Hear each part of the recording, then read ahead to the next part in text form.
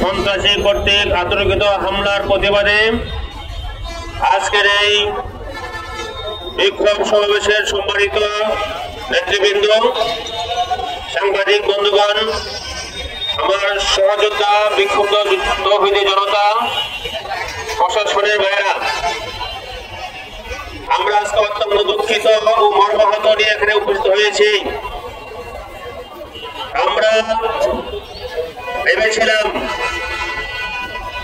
বাংলাদেশের ওই কুখ্যাত স্বৈরশাসক বিদায় হয়েছে, অথবা তার চেলাচামড়া যারা দেশে আছে তারা আবার শিক্ষা নিয়েছেন, কিন্তু না, তারা এখনো শিক্ষা নেয়নি। তারা এখনো সুযোগ পেলে যে আবার আঘাত করে। তার একটা প্রমাণ হলো আগামী গতকাল আমাদের অনুসরণের হামলাটা। সংগ্রামী সহযোদ্ধা বন্ধুগণ, আমাদের জাতীয় নেতৃবৃন্দ সহ বিভিন্ন দলের নেতৃবৃন্দ বলেছিলেন ছাত্রলীগকে যেভাবে নিষিদ্ধ করা হয়েছে একইভাবে আমলিগকে নিষিদ্ধ করা হোক। কিন্তু কিছু কিছু ভাইয়েরা, কিছু দলের নেতৃবৃন্দরা তাদের প্রতি সমর্থন দেখিয়েছিলেন, অথবা তারা ভেবেছিলেন তারা শিক্ষা নিয়ে ভালো হয়ে যাবে, কিন্তু না, তাদের পুরনো রোগ আবার ফিরে আসছে, তারা ভালো হবে না।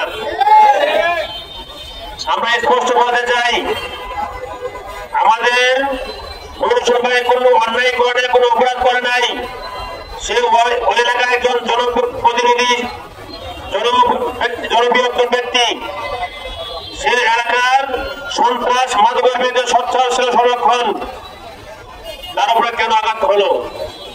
আমরা যেটুকু আমাদের নিজেদের তদন্ত জানতে পারেছি, ওই এলাকায় আওয়ামী লীগ সন্ত্রাস অনেকে 5 তারিখ পরবর্তীতে দূরে পালিয়ে গিয়েছেন জনমুখের কারণে, জনতা বাড়ি দিকে ভয়ে। কিন্তু ওই আওয়ামী লীগ সন্ত্রাসীরা দূর থেকে এলাকার কিছু নেতৃবৃন্দদেরকে ফোনে যোগাযোগ করে আসতে চায়, কিন্তু তার কথা ছিল আমাদের নূর হোসেন ভাই। সে বলছো না, যে অপরাধী তার বিচার হবে, অপরাধী যে হোক না কেন তাকে টাকা দিয়ে আপোষ করা যাবে না। সে আইনের মাধ্যমে, কোর্টের মাধ্যমে সে নিরপরাধ হয়ে আসতে এলাকা আসতে পারবে, আর বিকল্প হতে পারবে না।